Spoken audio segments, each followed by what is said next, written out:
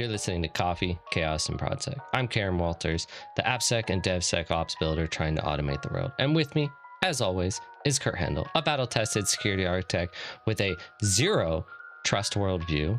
Got it right that time. We turn real-world security chaos into conversations that actually matter. So grab your cup of coffee. Coffee, Chaos, and ProdSec starts now. But before you do that, if you like these episodes and you like our podcast, rate us 5 stars, subscribe, follow, like, comment, smash the smash on whatever platform you're on. Reach out to us on LinkedIn.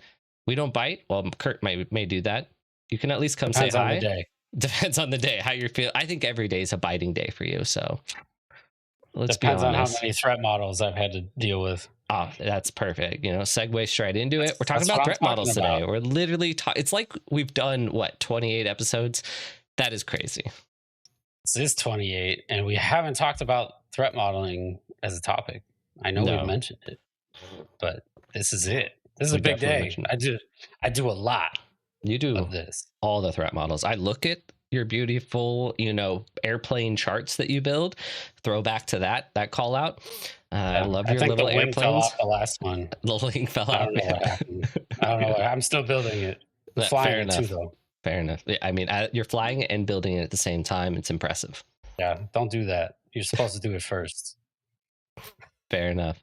But the most important thing, Kurt, what are you drinking? This is going to be a fun moment. Oh, The no. inaugural Coffee, Chaos, and ProdSec mug. It has been created. Yeah. I got a proof made, and I'm the only one in the world with one of these right now, soon to be Cameron. But Yep. I've got the same thing as last week, the Atomic Coffee Roasters.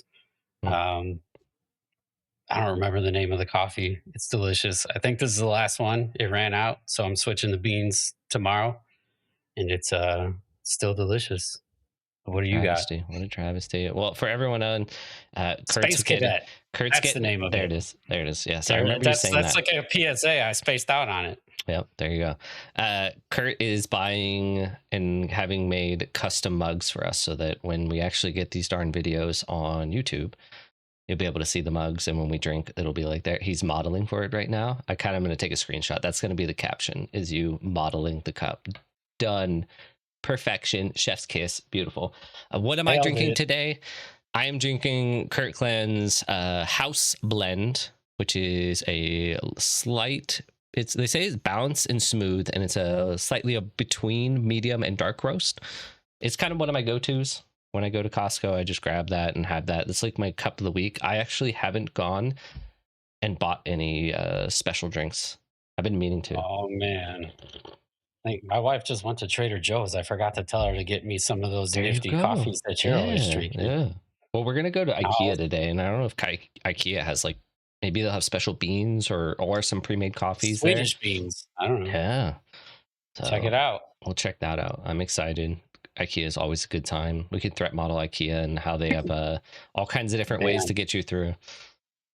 Well, there's like the one path, and then there's secret doors, and that's where those are the ones the security people find. Yeah, I like when they put curtains over some of the doors, and so it doesn't look like you can you get past like 4 rooms. Yeah, and then you pull the curtain, you're like, oh wait, this is a hallway. I can go down here, and boom, I just skipped a whole bunch of rooms. Yeah, I'm trying to get to the cafeteria. It's like the fake walls in video games, man. You just made me think of GoldenEye and finding the hidden passages. Was that what you're thinking? We're grabbing the golden gun and wow. Okay. Just like that gun, the golden gun is hidden behind a fake wall, and then bam, one shot. Wow. Throwing me back. It reminds me, I have to go buy tickets. There's a classic game fest out here that comes every year, and we go every year. My wife just searches for all the games. I try to find the most expensive game. It's a lot of fun. Yeah, you send me pictures every year, so I'm looking forward to it. Yeah, it'll be fun. And I'm wondering, I always think because of the economy, the prices change. It's like last year I couldn't find a game that was the highest I found was $1,200. The year before that, I found a $5,000 game. It is insane. Yeah, but that's threat modeling. We have some fun questions here, and I kind of want to ask one of them, which is why are we talking about threat modeling now? Why have we finally done it? And why wasn't it talked about before? And I'm not going to say the duration. Well, I mean, we're always talking about threat modeling in some form or fashion. I actually posted about this yesterday to say that everyone is threat modeling at all times. It's kind of a way that you attack a problem. You say, what's the problem I'm trying to solve? What can I do about it? What can go wrong? I flip those two. And then how did I do, essentially? And for those of you who pay attention, I just paraphrased Adam Shostak's 4 question framework for threat modeling. Yeah. I was I gonna say, I mean, was like, I'm feeling that. it's been a thing for 30 plus years at this point, and I've spent my entire 15 plus years in the industry doing things like this, attacking things or defending things. Even before that, when I was on the attacker side, find the weak point. So why are we talking about it now? Because it's important. It's a foundational activity in not just product security, but security in general. And it's changing again because AI blew it up. True. Would you say it's more accessible? Yeah, I think it's more, I guess, prominent because we're talking about it more and more and saying, like, you should be doing this or you're kind of doing it wrong, right? Like, it's not perfect by any means. Like, we miss things all the time because it's conceptual, it's a design sort of activity.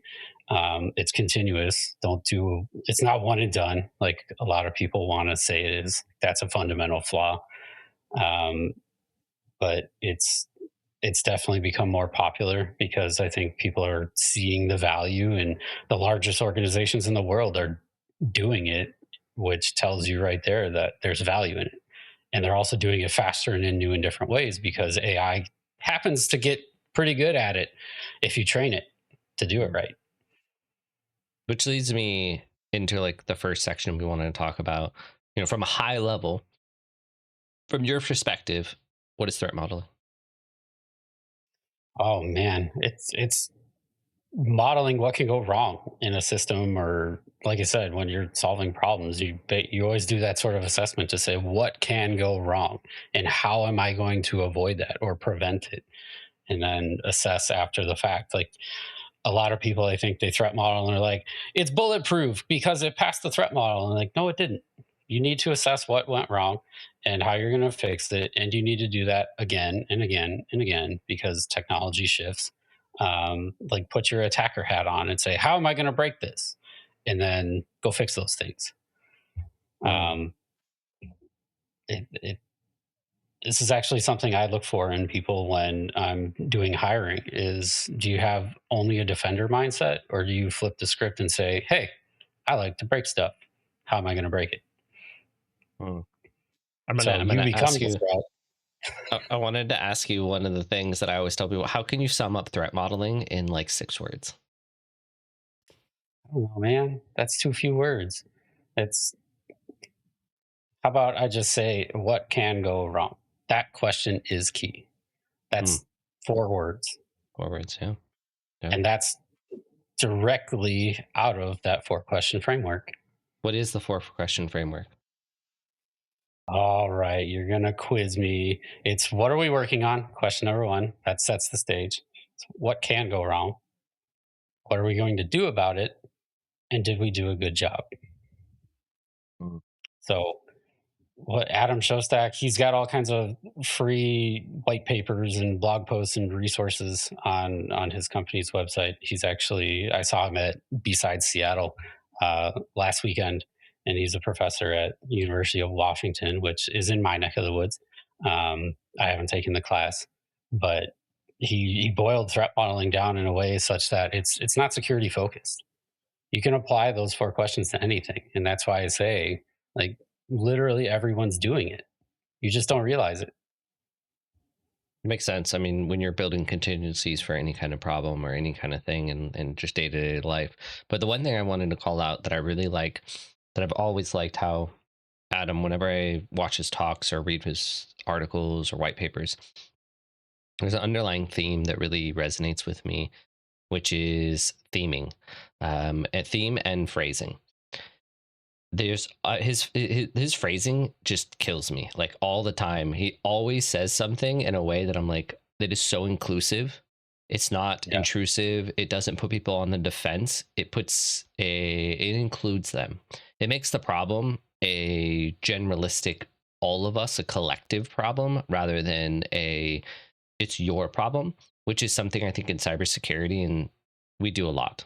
We do a I lot of think it's accusatory terms us and versus phrasing. them. Yeah. And that's where the root of Department of No comes in. It's that whole Yep. battle, right? And instead of making it accessible and collaborative, it's that sort of the tension is built and the trust is kind of gone, right? Mhm. Whereas I I laugh when you say phrasing because I think of the show Archer, and Mhm. Yeah. he used the meme from Archer on your LinkedIn And post. It my was funny, post cracked me up too. True, right? true. Phrasing. Phrasing. Yeah. I mean, but it's really is a thing. And it's something not until I was prepping for this episode did I sit down and and when he started saying things on my post that it really resonated with me. And that's why I wanted to bring it up during the podcast because I've always told that to my team, like even outside of threat modeling, right? You're saying we're always doing threat modeling. I would say AppSec and DevSecOps and ProdSec in general. We're always threat modeling from all different perspectives. Maybe we're not writing it down on pretty papers and building out our threat model planes, but we are doing it in our brains. We're doing it in processes and different things. But the key thing that I always tell people is that you need to speak to any person that's outside of AppSec, outside of InfoSec, AppSec, cybersecurity, all of them, in a more less accusatory way. And it's more of an inclusive. Because your goal and the only way you're successful, and we've said this a billion times, is getting that buy-in from everybody else, the culture of change, getting all that. And I think threat modeling for me, design reviews slash threat modelings are one of the first opportunities that you get to sit down and spend hours collaboratively working with your direct partners. Because before Yep. even I see the code, your teams already have built a relationship and are working with the devs and the architects on the architecture. So Yep. you're already building that trust. I mean, and that's really being a security architect and moving into leadership, and like even being the sort of the chief security architect. I achieved that label recently, which was fun. But it's all relationships key. Like I've been embedded in teams with architects and engineers and designed massive systems that can handle millions of requests a minute, and we got it done so well because it was collaborative, and it was like security was in the room, DevSecOps was in the room, the IT and infrastructure people were in the room, and then the chief architect for the entire product was in the room, and it all came together because we're all essentially threat modeling together and saying how can things go wrong and how are we going to avoid that or fix it. And at the end of it, you assess like the last question, did we do a good job? And then you iterate, right? Because you put it in front of devs and they start asking questions, and now they're kind of poking holes in the threat model and taking the attacker perspective, and it becomes a really productive exercise. So building those relationships. I mean, we've talked about it. I have a consulting background. Business operates on relationships. Security operates on relationships too. So I know that sounds kind of cliche and preachy, but ultimately that's how you get stuff done when you have to influence change. And if you can level set and everyone's part of it together and speaking in terms that people understand and aren't putting them on defense, then it kind of naturally happens and works out better for everyone. Makes sense. I like what you're saying, like what you're dropping. I have a fun question that you haven't seen. Oh And no. yeah, I hate when you do this put me on the spot thing, but I'm ready. We all know I I like to improvise. yeah, I came up with some questions because I've followed threat modeling for a long time. And if you follow like Jim Manico years ago had strong opinions on threat modeling, kind of shaped my initial perceptions around threat modeling. I think over time that has changed in some ways. We can get down to that. I think maybe towards the end we can state what our actual opinions are. But is threat modeling just an expensive security theater for teams that can't afford a red team? No. Why? Well, we all know I know you're trying to get. you're doing checkboxes without saying checkboxes. I know what you're doing to me, man. So that's immediately where my mind went. When you say security theater, you're checking the box. There are frameworks that require you do threat modeling. We're seeing the Cyber Resiliency Act in Europe unfold as we speak, and I think threat modeling is going to be a big part of that. You have to prove that you're doing it and that it's effective, and so it's kind of like this new dawn. Like you have to take threat modeling seriously, and so it can be theater, and it's generally theater if it's the last thing you do before a release, which you've seen me deal with this problem in real life over the course of years of shifting the culture back to the front of the line to say start there and then evaluate as you go and then iterate. um, Only when you start early does it become a serious exercise. It's no longer theater.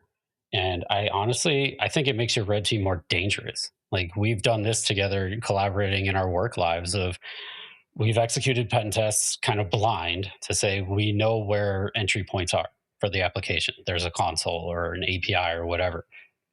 The second you feed that, the data flow diagrams, the architecture diagrams, all of that context into a pen testing team or an AppSec team or a red team, whoa, man, like it opens everyone's eyes. It opens all the doors. And now everyone's looking for the weak points. And that's the point. Yeah. I mean, I love what you're saying. And that's why I've said when we're going through like release approvals or figuring out if we've got from an AppSec and DevSecOps side, like all the test coverage and making sure Yeah. that we are covering everything that we should, I always tell my team, jump into the threat model. That is like one of the first things you can do. It's supposed to be, right? Let's say in an ideal world, it's supposed to be the updated architecture of what's happening. They'll tell you the services. We can usually directly translate that back to code bases, and that'll easily tell us, oh, we have gaps, or we need to Yep. retag something so that our dashboards are more up to date on the vulnerability counts for whatever XYZ product SKU. So, and then from the pen testing side, yes, 100%. Start doing some gray box testing, giving people that extra information, giving your testers that reduces the cycle and allows them to maybe be a little more strategic with their time. I've been exploring the issue or the way of like giving our testers like maybe 3 or 4 days without any diagrams, and then they can look at the diagrams after that, so that at least you get that initial blindness. So they have to learn the application, figure it out, but then they by then hopefully have feel in tune with it, and then they can really maneuver through it and be like, oh, okay, so here are those diagrams, here's that, here's where I made it. There's so much more behind it. Yeah. I mean, we've said this a million times that context is everything in all that we do. And I think threat modeling builds that context to make the attackers and evaluators, whoever you may be, more dangerous, more effective, I should say. You triggered me when you said the CRA, right? The Cyber Resilience Act. It goes into effect 2027 or December like 17, 2027 or Coming something. fast. Yeah, Eh, it's a year and a half or so away, but yeah, still. everyone like that's what and so I'm actually part of a group that is trying to build stuff, essentially like checklists and guidance and documentation and things that companies can use on the CRA, because I find it fascinating.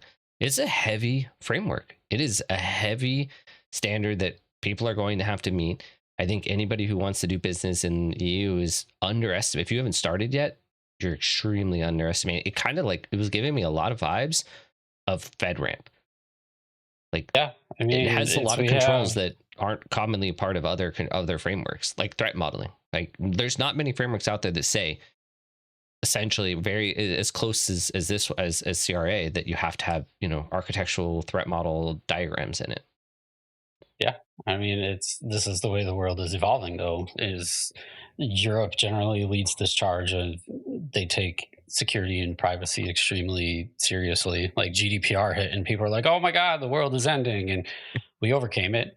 Now people rarely ever talk about it, or they ask the question. It's like, well, of course we're doing that. It's just commonplace, and so I think we tend to drive a lot of change by force, or like someone hits that big red button and is like the whole industry is going to change rather than try to do things proactively.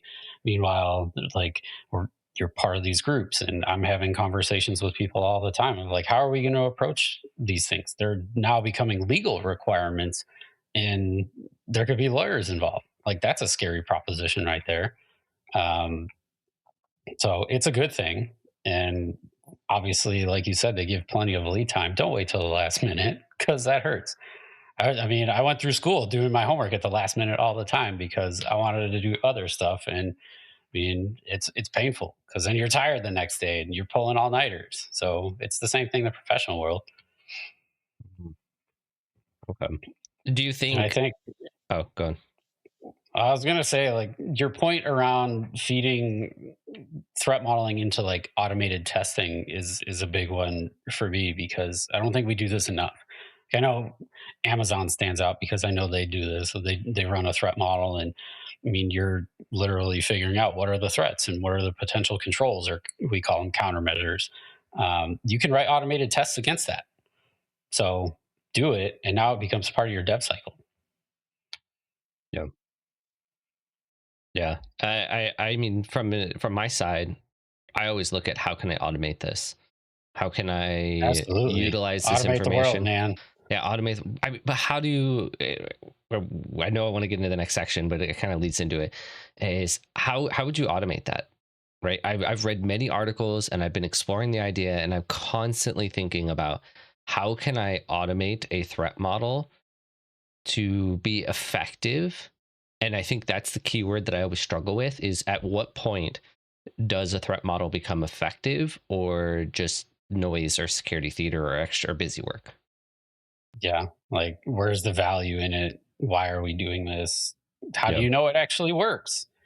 Um, that's still, I think it's still very subjective. Like, there's going to be obvious things like, is your encryption enabled, or are you not exposed to the entire internet when you don't need to be? And does your API require authentication? Like, there's low hanging fruit. Do the basics. Those are easy to test for. Those are easy to model out.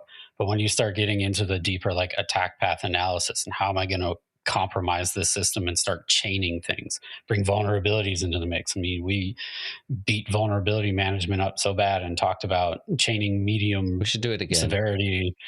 So we will, because that's going to continue changing too. But chaining lower severity vulnerabilities together to compromise a broader system, that, like, that's a real thing that not a lot of people are thinking about. How do you automate that? Because it's context driven, and like I said, one of the big problems with threat modeling is it's largely conceptual and subjective. Depends on who's doing it, when they're doing it. I'll admit I've had bad days. I've missed things. I've seen systems kind of compromised. It's more of like, oh, the red team found it and leadership is mad. And why didn't the threat assessment catch this? Because it's not perfect, man. But obviously, building automation, and now we have the wonderful world of AI that can take all of this context and direction and kind of go nuts. And it's dynamic and non-deterministic. So it explores all of these avenues that a human might not see in the moment. And so I think we're headed towards a future where you can very much automate threat modeling much more. Mm. And so when it actually works, you end up with a system that your pen tester says, "Hey, you did a good job." I mean, I don't know. This is where my opinion. I always get frustrated with threat modeling because uh, I have mixed feelings on threat modeling. At times, I can see the effectiveness of it, but if you're in a budget constraint or just a small team, it's hard. Yep, I find it hard times to justify the value for the time that's that is fair. put there. Uh, it's very difficult from I don't know to as you're saying, like, to find the value in it because You're dedicating time and resources that frankly are expensive and expensive. I can was be gonna spent say, on building things, right? yeah, Threat modeling, I think I've seen it's a maturity step. Is the more mature organizations and teams will execute threat modeling more formally, whereas if you're early stages or don't have um, the time and resources to dedicate to full on threat modeling, you do it more informally. So you're still doing it. And again, this is where I come up with that idea, like, you're doing it, you don't realize it. Yeah. You're still asking the questions of what can go wrong, and kind of, and you're adding controls and trying to do things right. Or I'll trigger you here and say you're doing it according to best practice, Cameron. Best practices, they're the best. Always best practice, right? The industry best, industry leading, best practice, most Yeah, common thing. do it because someone said those words. Like, that's, you're doing it for the wrong reasons. It's, Done. people will throw the word around to say this is a common pattern that generally addresses the issue. So you should be doing things to address the issue. Yeah, we're gonna have to threat model my webcam because it just keeps doing that. It just went out. I know it went out. It drives me crazy. But leading into this, where do we start? I hear, Adam's the four questions. I hear Stride. There's Octave. There's Trike. You just told me, but when we were prepping for this So many call, like frameworks. something. There's Pasta. There's the new AI strict or built out one. Yep. How many Like, acronyms do you want to throw around today? I think we could stick to those 5 or 6. Sorry, those 6. Let's start with where do you recommend somebody to start? I think the most common one is always Stride. It Microsoft framework from the late 90s. Like, the Microsoft threat modeling tool was all the rage, and it still exists, and it looks horrendous compared to the newer stuff. It still works. But Stride is an acronym: spoofing, tampering, repudiation, information disclosure, denial of service, and elevation of privileges. I'm glad you I said know that that one because well. I would not got that right. I would have It's a failed that mouthful. Jeopardy. Well, when I inherited threat modeling in my current role, they followed that framework manually, and it was all wiki pages that didn't have enough information. But isn't And that how it I could normally probably, is at most companies? yeah, I mean, it, again, we struggle with dedicating the resources, and when you have a 3 to 4 week turnaround on threat models and Mm. iterating, it's bananas. So I said, Bananas. I don't like that. I want it to turn around in like 3 days or less. And so we went and got a solution that brings consistency to it, and it bakes all of the context in and brings it all together, makes it much easier to collaborate, because you can collaborate live. Imagine that. We live in a world full of SaaS tools on the internet these days. So the Stride framework is built into that one. And I think one of the things to be cognizant of is Stride is built on data flows. So a lot of people will approach threat modeling like, oh, I just need my architecture diagram. Like, Yeah. yeah, I'm an architect. I love diagrams. I build them all the time. But that's not your whole threat model. It's also not your formal documentation for your product. Let's get that straight. It's, you Where have your DFDs come architecture, in. data flow diagrams, DFDs. Know them well. You should definitely use those, and that's where I think Adam Shostak focuses a lot too. Is the data flow diagram is key. You have the entities, you have the data storage places, and then you have where data can move, who can access it, how does it move about, and you need to poke at all of those and do a sort of stride exercise But on why? every single entity.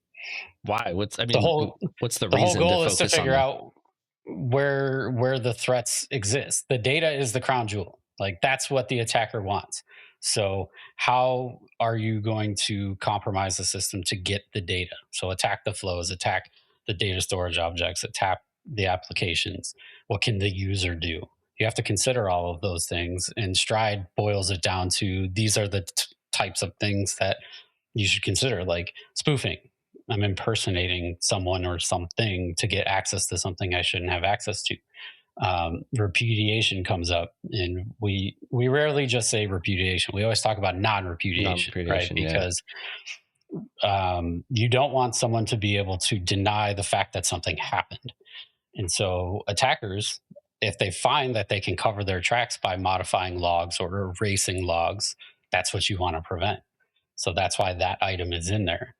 Um, Information disclosure is an easy one, because obviously we want to prevent that. We don't want someone to access data they shouldn't have access to. Elevation of privileges is probably the easiest attack vector, given phishing and the rest of it today. Like, identity based attacks just bypass everything. So we focus a lot on that. And denial of service is another obvious one, like rate limit stuff. And don't just let people consume resources uncontrolled. So it really distills it down into a simpler, methodical way to work through everything. All right, but what about these other ones, right? There's Octave, there's Yeah, Trike. You got to tell us our I cool think. facts about Trike, and then I always in my past, whenever I like interview, go for questions, it's always Stride versus Pasta.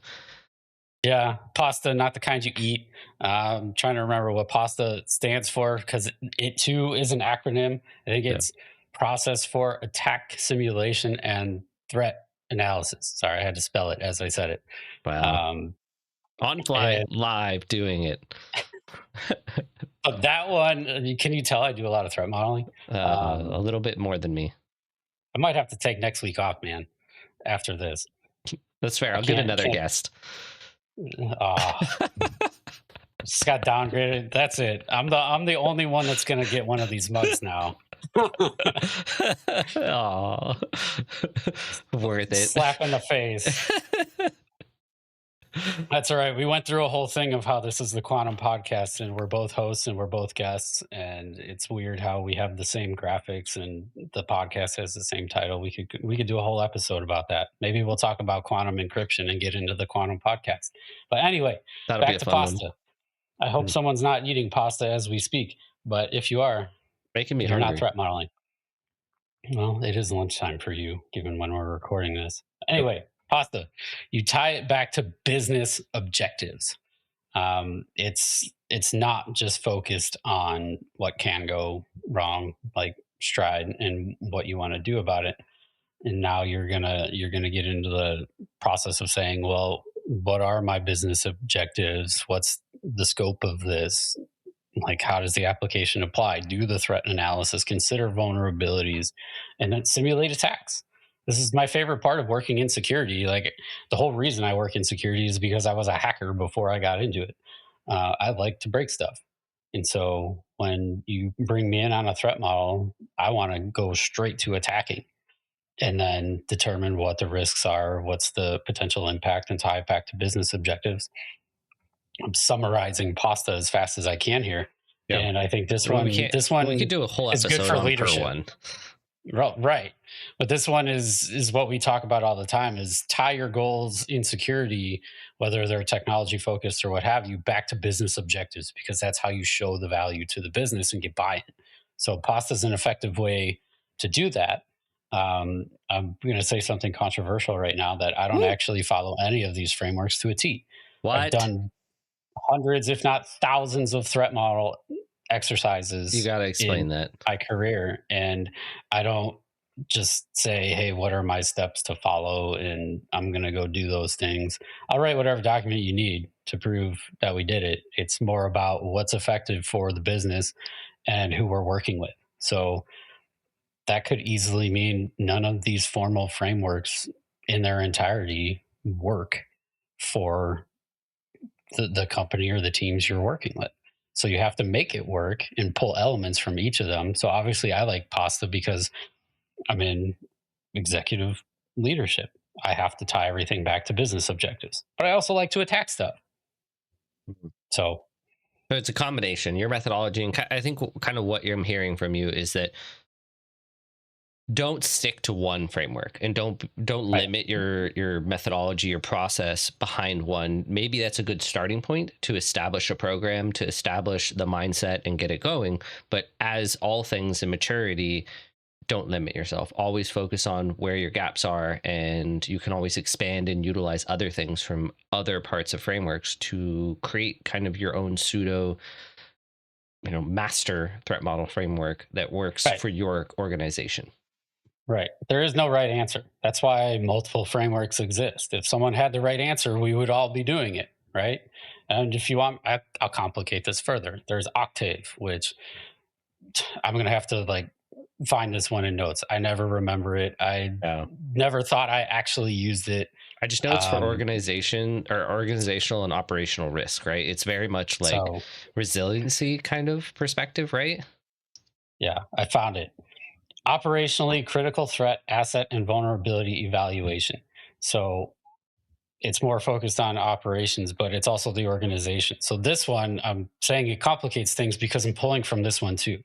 When you do things organizationally, um, you now can bring owners from different parts of the organization. So now it's not just like, well, the security team owns it or engineering owns it. It's everyone has skin in the game. Mm. And that's the organizational model of, and you could say separation of duties if you have to. Um, but bringing multiple parts of the business in and all giving them some level of ownership so you achieve that shared ownership that you always hear me advocate for, and ultimately get it done as a collective, because no one team can do it all by themselves unless maybe you're in a startup. But the smaller scope, right? It's all about the scope, and once you get to a certain size, it reaches critical mass where it becomes a much bigger thing, and you lose context. Yeah. So I mean, to recap, I just smashed three frameworks into one, Yeah, that makes sense. and it's successful for where I'm at. That could change tomorrow because organizations constantly change as well. So does the threat landscape. Yeah. Well, I want to ask you this, and it's because it's from my perspective. But one thing that always frustrates me is threat models never include your software delivery pipeline. So your CI/CD, your pipelines in general. Why do they never include those? I think it's an afterthought, honestly. I mean, I've obviously made this mistake and learned from it.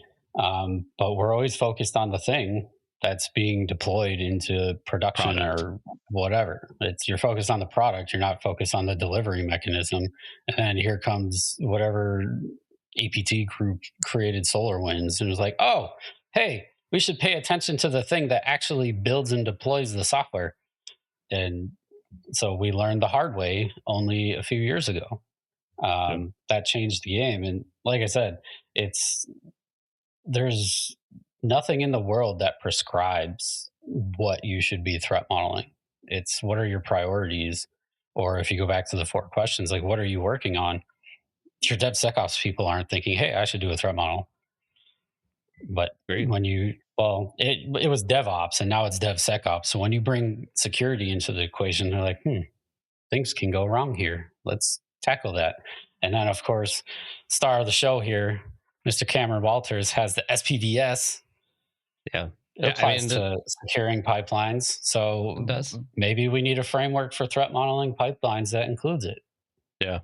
It would definitely a good question. Here's our next OWASP project. We'll start it, and it'll be threat modeling, your deliver software delivery pipeline. So I'm game, 100%. All right, let's do it. I just don't think it doesn't make sense, especially as we look at the attack vectors. And the reason I wanted to bring this up is I'm building out an article for the SPVS that's around supply chain and pipe, specifically CI/CD, supply chain, or software delivery pipelines. All the attack vectors and all the breaches, attacks, things that we've dealt with. And if you start to look at those, I was looking at like 10 years ago, and I could find maybe like one or two. And like 2025, I found like I had to rule some out. I had to like tailor it in. And I still had like 20. And then for 2026, we already have a couple happening. Shiloh, that Yep. one's a complete pipeline attack, right? A It's getting in doozy. there. Yeah, it's grabbing all your credentials. But this is something that should have been, I feel, that should have been threat model. It should have been thought through, and we should start to think about adding some kind of framework to that to help secure our pipelines. I don't know. Makes sense I to me. think I went to a talk at B-Sides Seattle with one of our friends, Jen Kyle, who we know and love. That was about the NPM compromise and how that's changing. And I think there are mechanisms available to prevent these sorts of things from happening going forward. It's just that adoption isn't gaining traction. Like we had this happen, and she had a statistic of like it was somewhere between only like 10 and 20% of teams or package owners had adopted the controls to try and prevent this. And so it's like, does it have to happen again to increase that to 25%? Like, Yeah. why do we do this to ourselves, man? Yeah. Uh, I don't know. I was listening to a podcast on the way home from a hangout, and they were bringing up this concept, or is it a concept of just if you look at all, I don't know, let's completely. I'm going to throw this off. The whole podcast is about to get thrown off, Oh but no. yeah, here we go. if you Improvise. look at all the companies that got breached, like major companies, they get breached. They're stock owned companies. And then you look at what happens after the breach at their stock. Does it move? Does it No, actually move? And then let's say a month later, say they do go down a little, a month later, they're up it's, again. yeah, they're up again. So like it comes back to the question of, are we even like, what are we doing? Does it even matter? Well, I mean, the stock market moves a lot on like news and just the perception of what's happening. Like we talked in the last episode about how cloud code security wrecked cybersecurity stocks. It may or may not be true because timing is everything. It might have had some effect, but I mean, I'm an investor. I love playing with the stock market, and CrowdStrike tanked. Guess what? It's back, Yeah, but they it's right had back up. earnings and the rest of it, and it's recovered, and so good for me. Like whoopee. Um, but again, it always comes back to what you said, that pattern of it happened, but why did the market react and get over it so quickly? I mean, Yeah. I don't have a good answer. It's just like we fight to implement all of these things and try to make security transparent so that when nothing happens, you're like, we're successful. There's no bad things happening. And then the big bad breach happens, and they're like, why did that happen? We did all these things. By the way, here's millions and millions of dollars. Go make it not happen again. Yeah. Yeah. It's kind of a frustrating thing, right? Threat Right. modeling for me is one of the most expensive, I feel one of the most expensive kind of fields around securing your environments. You know, but just because of the people Yeah. costs, usually the expertise, which kind of leads into the next spot, right? How do you learn and become, you know, I'd say a threat model expert or, you know, a security architect essentially? That it's a very Accident. expensive, yeah, No. like, I feel like everyone I've talked to, it's like, oh, I fell into it, definitely, but it's one of the most, I would say it's even more coveted in terms of the amount of knowledge and skill you have to have outside of AppSec and DevSecOps, because you have to have years of understanding of how systems are built, common design patterns, things to look for, an intuitive knowledge of design that can only be gained, I would say, through experience. There's not much that you can truly study to become an expert. Like, do you have you ever hired an entry level person into security arc or into like essentially your program? I mean, I guess it's well known. I lead a band of security architects and consultants, and it's always like, how do I become a security architect? You know, like there's no clear path. I didn't wake up one day and say, hey, I want to be a security architect. I was a developer, I was a consultant, I had a security background, I had a hacker background. I cracked Bluetooth devices just for fun and proving that it could happen, which those attacks don't work anymore, by the way. Um, and then someone was like, I'm building a team and I need someone who understands all of these things. Do you want to be a security architect? And that's how I got my start. Um, there's no certification that prepares you for the job. It's you learn by doing it. And like I said, you're doing it all the time. Just apply that mindset to whatever you're building. Whether and I think there's always it's up for debate. Like who owns threat modeling? I think you're used to seeing the security architects own it, and people may disagree with that because they're like, well, it's you just said it's data flows, not architecture. Like it's both, but it's so much more than that. And sometimes we see AppSec teams or product security teams own it. But what about the enterprise? Why aren't you threat modeling your enterprise? It's not just about products. It's you should be doing it everywhere. But again, you learn by doing. Read the books. Get familiar with the frameworks. Um, when you're working with engineering teams, or if you happen to be an engineer who's just interested in security, put your attacker hat on. Say what can go wrong and how am I going to fix it? And with time, you start recognizing patterns. So I like to tell people that security architects are just highly specialized architects. They've generally been developers. They grew up into a more senior architect. They know how to build things, and then they specialized into security. So we can do it all. We just like to do security most. That makes There's no sense. clear path. Yeah. Well, I mean, there's a few things we can give at least some of the people who maybe if you're trying to learn it, there's Yeah. Adam Shostak's book, right? Just search him, threat modeling. You'll find his books, you'll find his white papers, his 4 questions. I think that's a great place to start, especially if your program is not doing any threat modeling. That's a great Yep. place to start. Also, I've looked at, there's many blogs. One day I'll maybe write up my own on how my thought process is around how you can automate the 4 questions, maybe put it at a repo level so that you can Yeah. gain some additional, context around that repo as we head It's into a already world of happening. AI. Yeah, it's already happening around as we head towards AI. Those 4 questions may be just amazing to give that additional context to any of your AI scanners.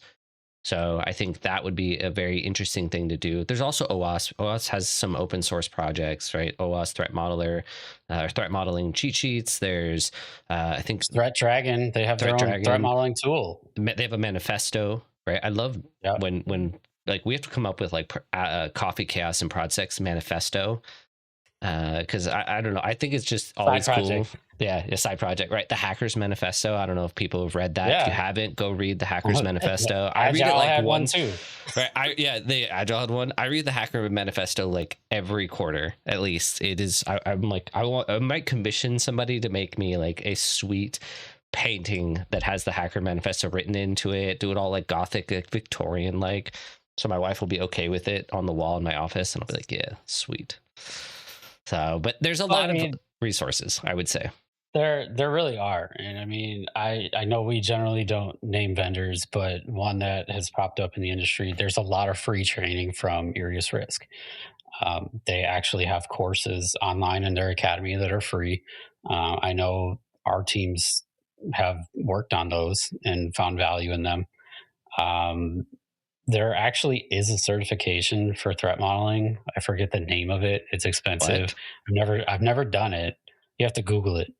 I found it like the other day, and I was like, that's interesting. But I don't want to spend $900 because I've You got done to this a go lot. get it and you got to come back to us and tell us. You got to go get it. Maybe you Oh get the man, company to pay for it and whatever, but you got to go get it. So tell us, because there's a lot of DevSecOps certifications out there, but I've always, from the reviews and things I've heard, it's always a miss. Like there's not much value in it. So it could be a bad cert, could be a good cert. We don't know. So you got to go get it for us and report back to us. I'll try to swing that one. We'll Try to swing them. see how the boss people respond when I ask for that money. We'll see how it goes. All right, AI. I think AI Yeah, is changing everything. I know me and you have had it is. months of conversations around how can we utilize or build some kind of internal AI agent or AI XYZ that helps threat modeling in a more automated or a billion different ways. How can we utilize it to make it better? How is it changing the industry? Let's start there. Well, obviously, AI makes things accessible more quickly. That can also create problems quicker and faster and at larger scale because machines are very quick. I've had too much coffee. I'm on my third one today. Imagine that. Ooh, a third one, and it's only what, 10? It's like 10:30 in the morning, 10:30. man. I love coffee. That's why coffee's in the title. I guess so, man. I'm on my second. I But only have 2 coffees on these days when we record. yeah, well, I generally have two a day, but when we record, I'm like, I gotta have a third one because I can't show up to this and not have coffee. And I'm not Yeah. gonna wait for the second one. Come on now. We got to I threat need model that this. caffeine. Oh man, I gotta threat model my coffee machine. I have Yeah. to play defense on that thing. Anyway, how is AI changing threat modeling? It's making it easier. It's making it more accessible. But like I said, you could shoot yourself in the foot. You could blow your whole leg off. Like there's a million things that can go wrong. And then the way systems are changing, like threat modeling has had to change, and that's where the Maestro framework comes in. The Cloud Security Alliance put it out. Ken Huang, very well known in this space, wrote it and promotes it. So pay attention to him, especially. He's doing a lot with OpenClaw right now. Um, but AI is able to understand it's able to contextualize things and follow direction very quickly, right? So now, rather than have a human try to just model it conceptually, you can say, hey, go analyze my source code, go analyze my documentation, look at my diagrams, look at the data flows. You can take all of that. You can look at the environment where everything is built And now you can say, okay, this is what the code did, this is how it's built, and this is what the documentation says, and compare notes. You can build a risk profile in an automated fashion. You can tell the thing, the magic box that is AI, what matters to you most, put your context for your organization or your product into it. And now you're getting that more customized approach. Give it personas, like bring in the Octave organizational piece of it to say who owns what. And now it can start assigning owners for you, even. Um, it So like sky's the limit with this thing. one of the things I'm most excited about AI, and I think one of the reasons I'm most skeptical with A or with threat modeling, is that threat modeling happens so far left. And it assumes that at Sometimes. far right, yeah. Let's say an ideal world. All right, come on. Oh, the let's utopia. Yeah, let's say an ideal world. It starts on the left. All right. The thing that I always get skeptical about is what happens at the right, the far right, actually what was built on the left. And the most exciting for me is AI going to be able to finally fill that gap at a cost ratio that is digestible. That's the shift that people are exploring right now in the industry. And they're trying to productize it, of course. Yep. I won't name names, but there's a handful of them for which I have met the founders.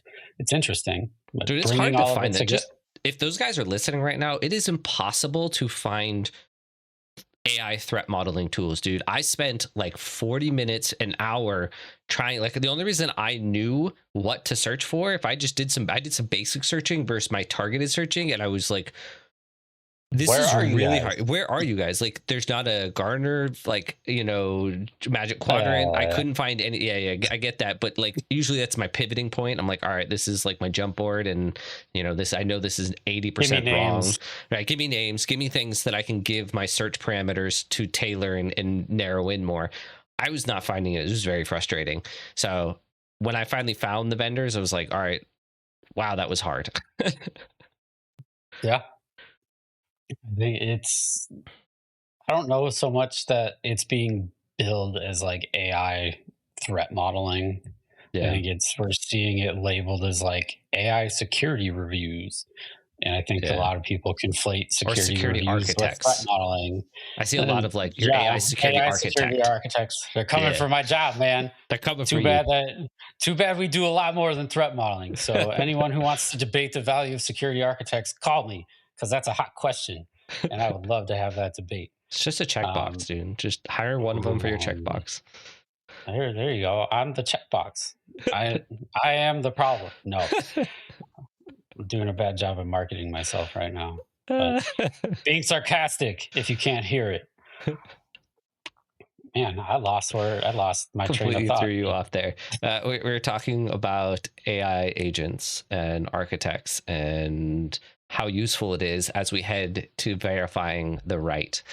Yeah, That's what I'm most excited. Well, and it's two sides. I'm excited for both sides. I'm excited that we can maybe utilize to verify what our far left diagram is correct, right? We can, it'll yes, scour all the developers' documents, all these other things, and kind of give us a more holistic view. Then also from the far right, when we are going towards a release, maybe we can trigger a agent to go scan current level documentation and compare the drift and see if there is significant drift between those things, between the two sides, and that'll allow us to finally have that verification. And that's my biggest problem I've always had with threat modeling is there's three things. It costs a lot of money. It, yeah. it costs a lot of money. And the second thing is it's so hard to verify that what I have on the left is on the right. And then the barrier to entry is really high. Welcome to my world, man. That especially that second point. Like I've been talking about this for years of we do all of this conceptually based on documentation. The code is right there. Like let's talk about what was actually built and made it into production, compare nodes, find the delta and say, "Hey, let's fix that." Yeah. Because that delta is exactly what the bad guys are looking for. The bad people, I should say. And when they find it, game over. Now you're putting the band-aid on and you've already taken the reputational hit. Um, I think AI will bring some cost effectiveness to it. It'll do the thing we're all hoping for of streamline this a bit, save some operational costs so that we can focus on other things like having an architect embedded in a team to make sure that it's built securely, and then the threat model is just like prove it, Yeah. and you can automate that and the testing, and we see like AI pen testing and red teaming and the rest of it. I think that is another feedback loop to say it's the validation to say, okay, you did the things, you found the gaps, you fixed them, I couldn't break in. Yeah. Yeah, I'm pretty excited for all of this because it's the kind of thing that you can have your AI threat model agent scour a whole bunch of information, because usually threat models, at least from what I've seen, are there's a prescriptive path that happens in the beginning, right? It's, hey, here's this diagram, here's this documentation, here's XYZ. Can the infosec team, security architecture team, threat modeling team go review this? And then it gets into a room. With AI agents, we can now have that kind of feedback loop to where maybe it can find some low-hanging fruit right away, spit some extra things back before you even get into the room. It can help the both sides, both the engineers as well as the security architects, understand the entire thing. And it becomes what the big thing, which I think is one of the great things about AI, is you get to play with it and have a conversation with the data and what's happening.